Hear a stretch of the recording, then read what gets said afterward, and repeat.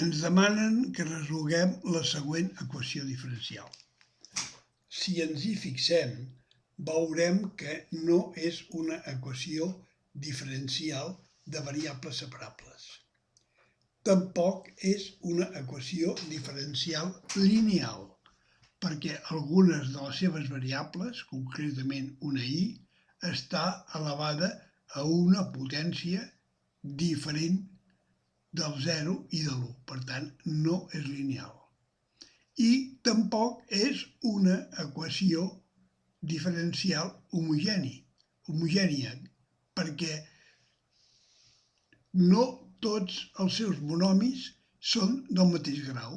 Veiem que aquest primer és de grau 1, aquest és de grau 2 i aquest també és de grau 2. Per tant, no són iguals. Per tant, no és homogènia.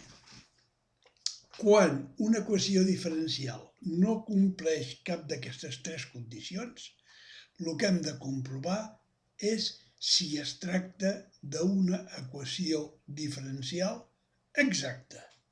De ser-ho, la resoldríem com a tal. I de no ser-ho, llavors comprovarem si és una equació diferencial no exacta que pot ser reduïble a exacta. El primer pas serà comprovar si és aquesta una equació diferencial exacta. Perquè una equació diferencial sigui exacta, ha de complir dues condicions. La primera és que pugui ser expressada de la forma m dx més n di igual a 0. Aquesta equació diferencial, com veiem, ja ens l'han donat expressada d'aquesta forma. Fixem-nos, aquest primer polinomi seria m, per tant, m dx, més aquest altre polinomi que anomenem n di igual a 0. Per tant, aquest primer pas ja no l'hem de buscar, ja ens l'han donat. La segona condició que ha de complir una equació diferencial perquè sigui exacta és que la derivada parcial del primer element, en aquest cas m, respecte a la variable del segon, ha de ser igual a la derivada parcial del segon respecte a la variable del primer, en aquest cas x. Comprovem això. Primer mirem la derivada parcial del primer, de m, respecte a la derivada del segon, que és i, a què és igual? Una derivada parcial respecte a i vol dir que tots els elements que no porten i seran considerats com a constants. Per tant, aquest primer element no porta i. Quin és? Per tant, això és una constant. Quina és la constant de x? 0.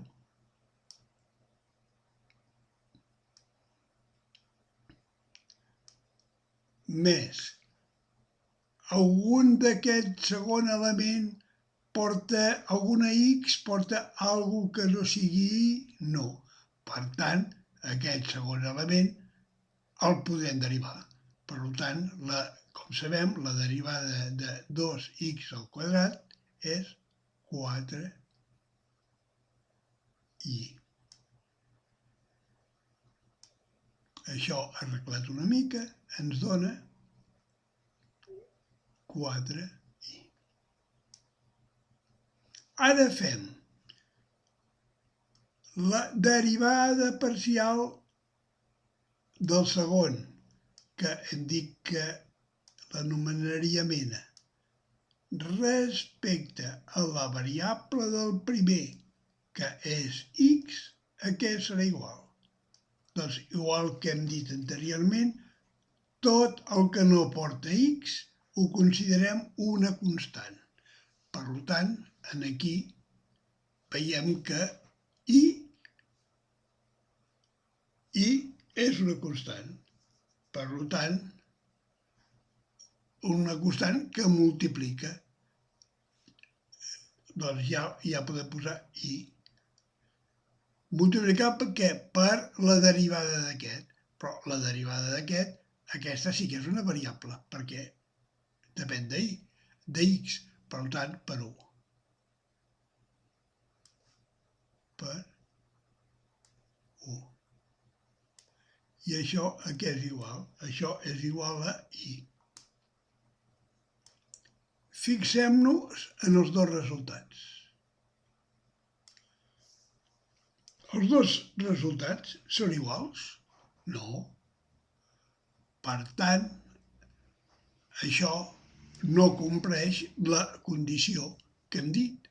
Per tant, això no serà una variable, una equació diferencial exacta, perquè no compleix la condició de que la derivada parcial de m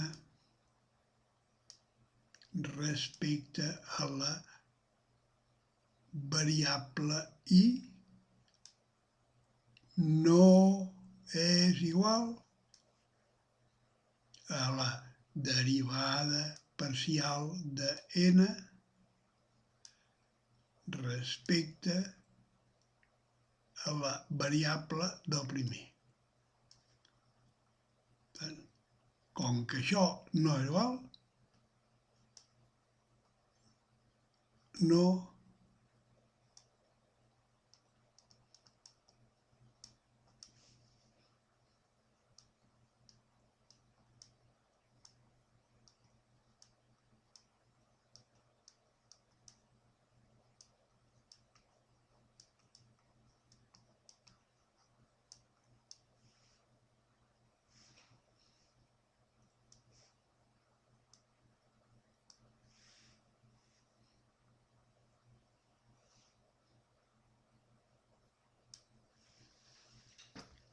Ara, com que ja sabem que no és exacte, què és el que hem dit que faríem?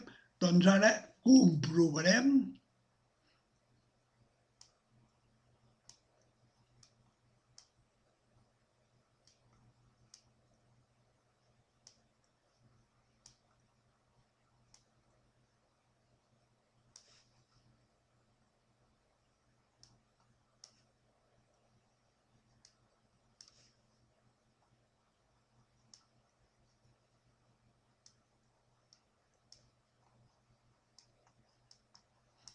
si és reduïble a exacte.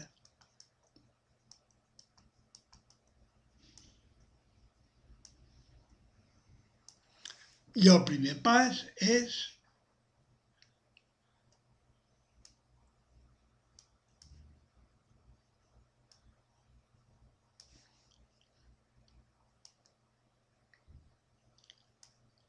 buscar el factor d'integració.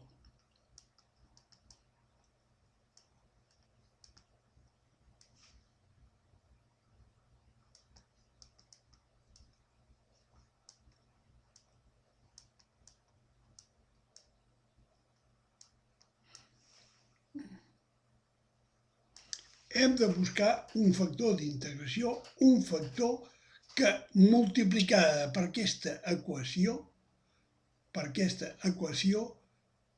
no exacta la converteixi en exacta.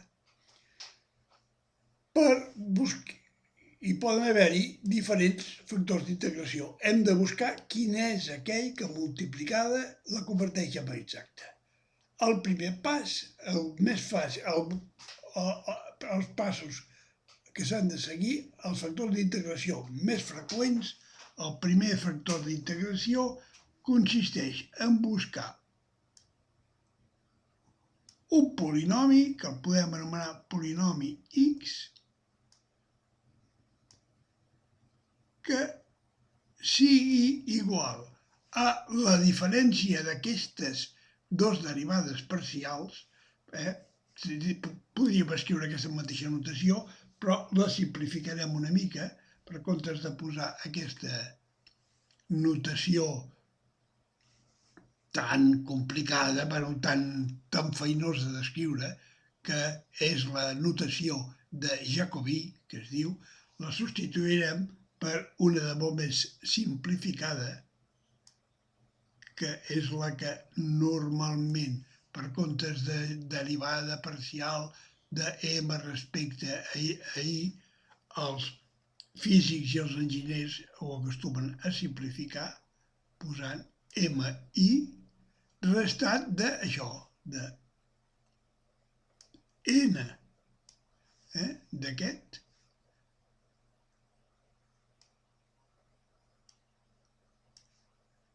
I tot dividit pel segon del que posem.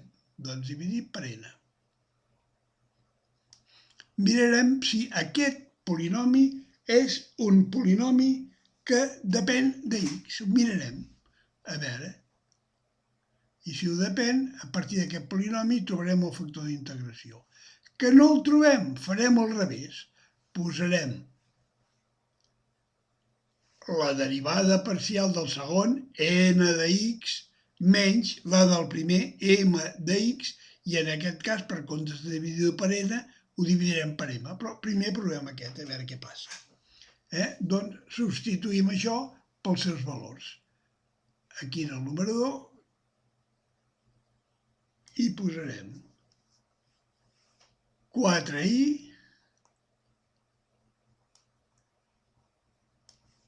menys i. I tot dividit per què? Pel segon.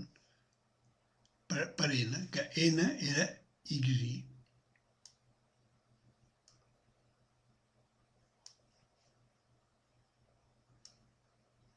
Executem això. Aquí podem simplificar-ho factoritzant-hi, no?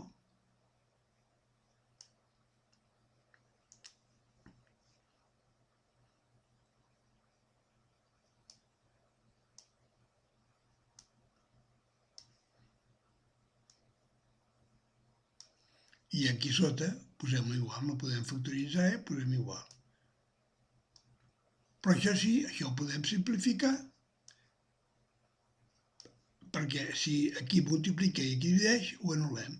I ens queda 3 partit per x. Fixem-nos, ens ha quedat un monomi que depèn única i exclusivament d'una variable, de x. Per tant, a partir d'això trobarem el factor d'integració.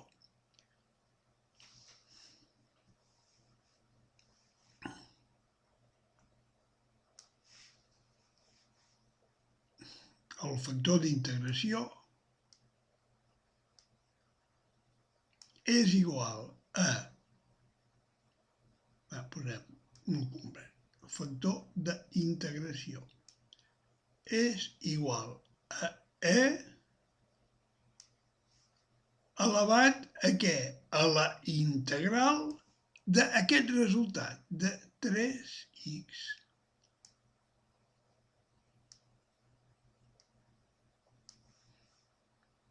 Fem-ho.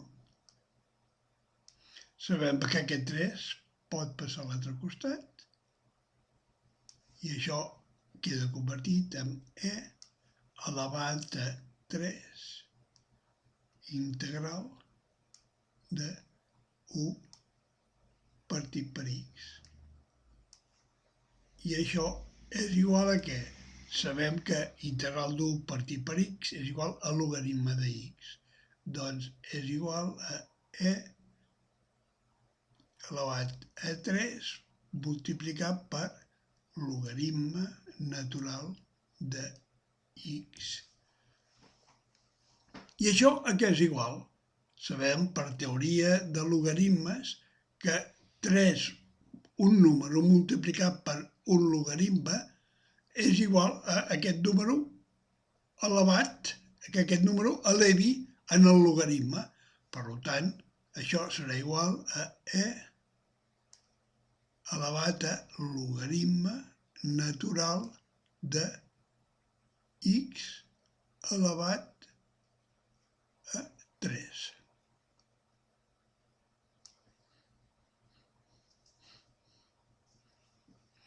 I també per la teoria dels logaritmes sabem que el logaritme de e elevat a un logaritme s'anul·len i això és igual a x elevat a 3.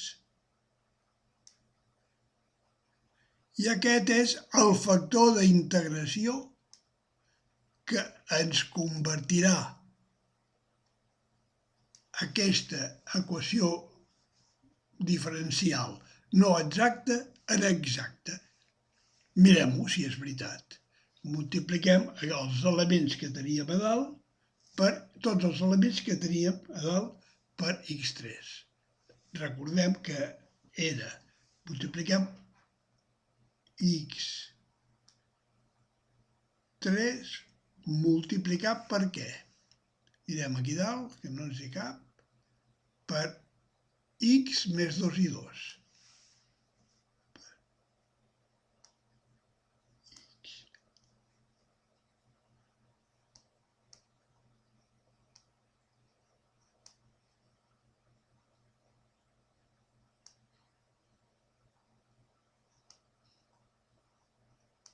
Diferencial de x més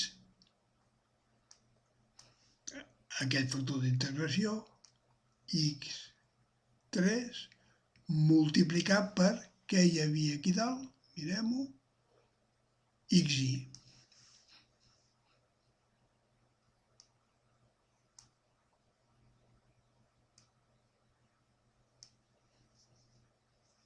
Diferencial de i igual a 0. Fem tot això. Què ens dona? Ens dona x4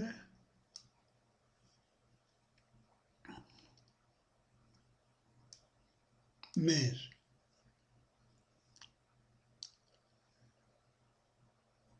2x3,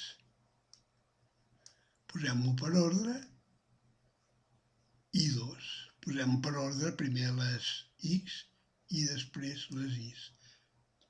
Tot això dx.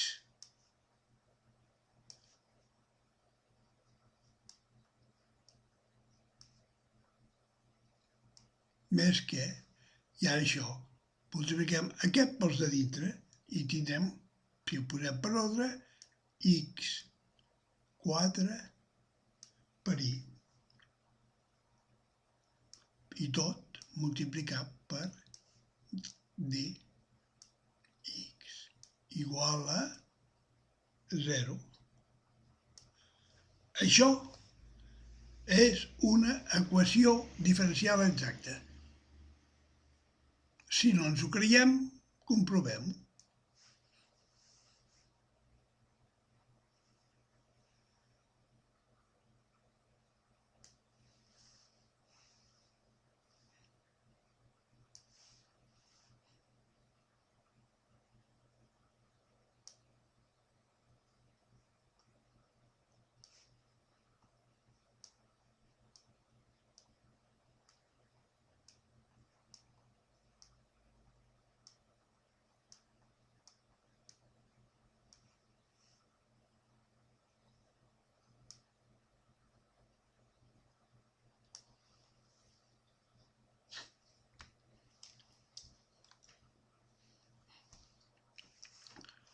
Si no t'ho creus, comprova-ho. Jo ja ho he comprovat. Ara, això hem de solucionar com solucionem les equacions diferencials exactes. Si recordem, el primer pas que és integrar parcialment un dels dos elements. Normalment s'integra el més fàcil, com que aquí hi ha dos components i aquí n'hi ha un, doncs integrarem el segon, que serà més fàcil. Doncs fem la integral parcial de x 4i diferencial de i. A què serà igual? Sabem que a les integrals parcials respecte de i, igual que passava amb les derivades parcials, tot el que no és i es considera una constant. Per tant, el x4 és una constant. Serem igual a x4... això.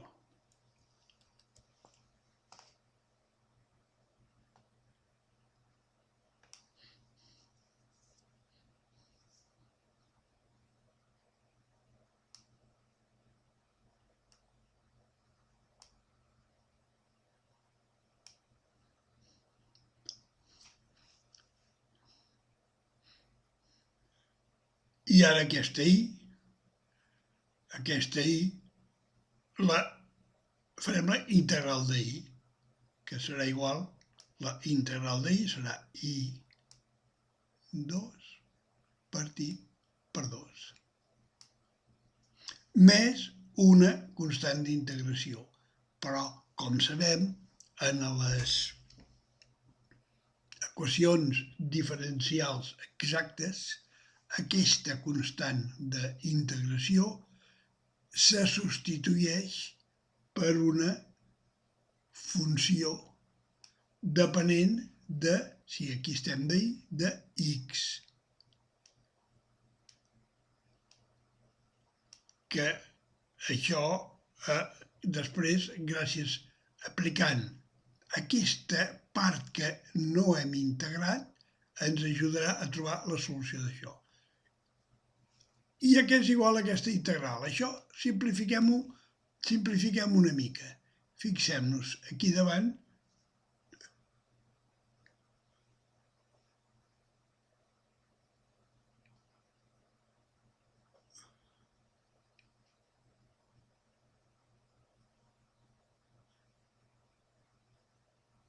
Aquest 2 el podem posar aquí com a la meitat.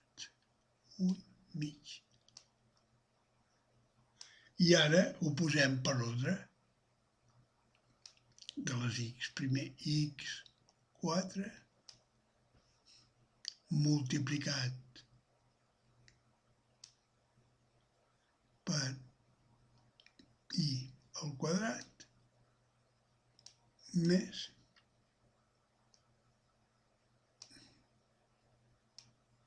aquesta funció que desconeixem.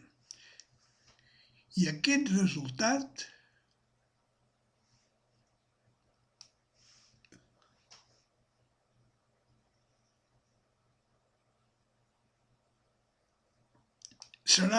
és ja el resultat provisional d'aquesta equació.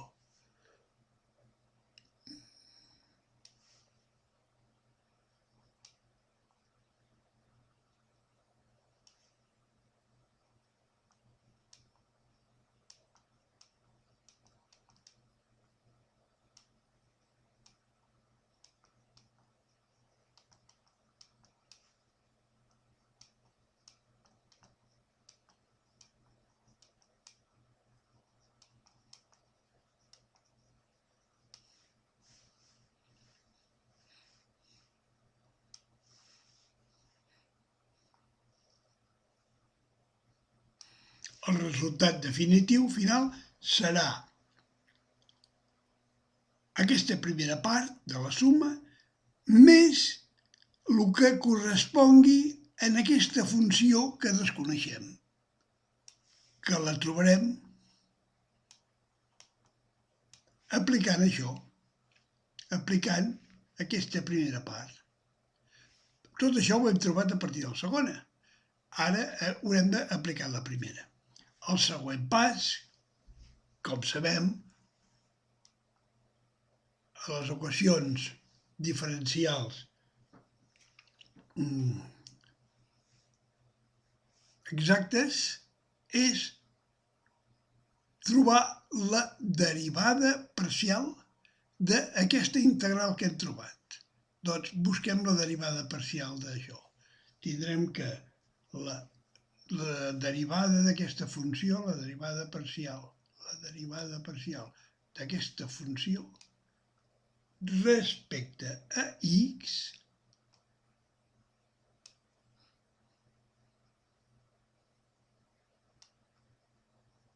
perquè anem buscant x, ara ens interessa l'x. A què serà igual? A l'1 mig, a l'1 i mig queda igual. Exacte.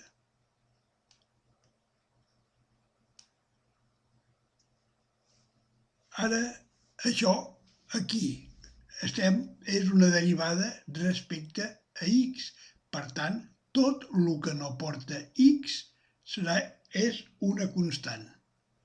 I el que porta x ho hem de derivar. Tenim x4, doncs derivem x4, serà 4x2.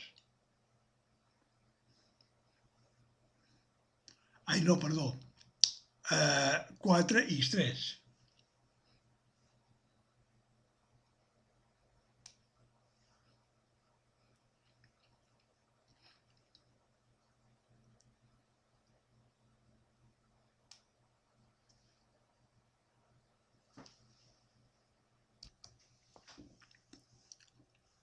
I ara fixem-nos en aquests resultats que passa. Aquí davant tenim 2x3 i 2 que suma i aquí 2x3 i 2 que també suma. Per tant, 1 i 1 es pot anul·lar. I aquesta equació ens queda simplificada que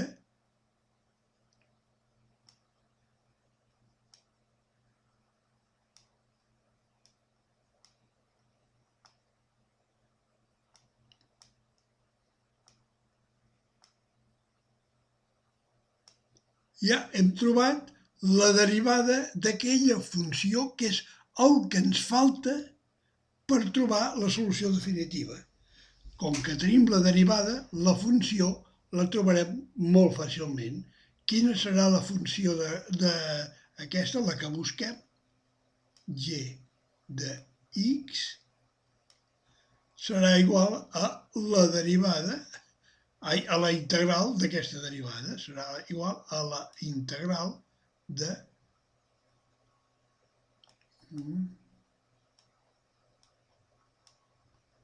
i com que això és igual a 4, serà igual a la integral de x4. I quina és la integral de x4? Molt fàcil. x5 dividit per 5 més una constant d'integració.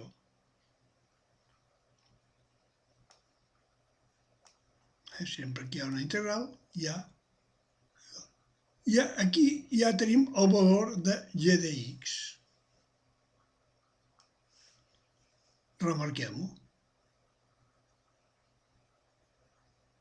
Ara, aplicant aquest valor en la solució provisional, ens donarà el resultat definitiu.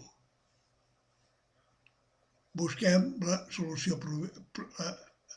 el resultat provisional, que és aquest d'aquí dalt. Doncs el resultat definitiu el trobarem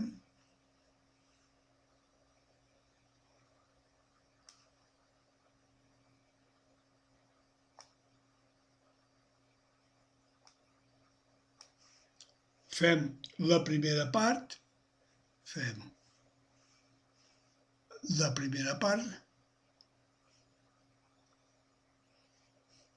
que serà aquesta, que la podem ja posar simplificada ara ja, x4 i 2 dividit per 2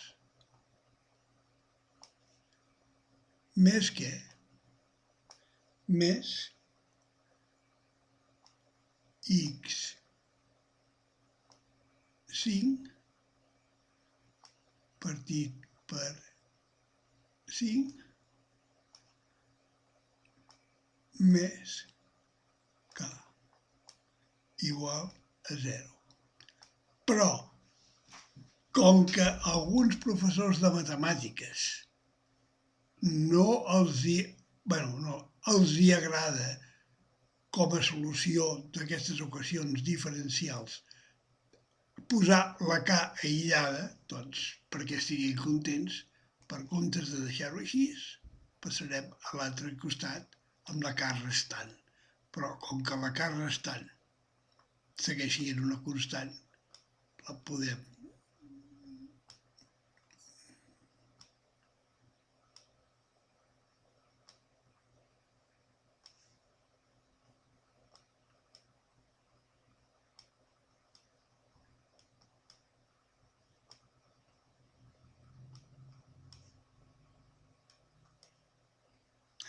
fiem la k aïllada i tothom estarà content.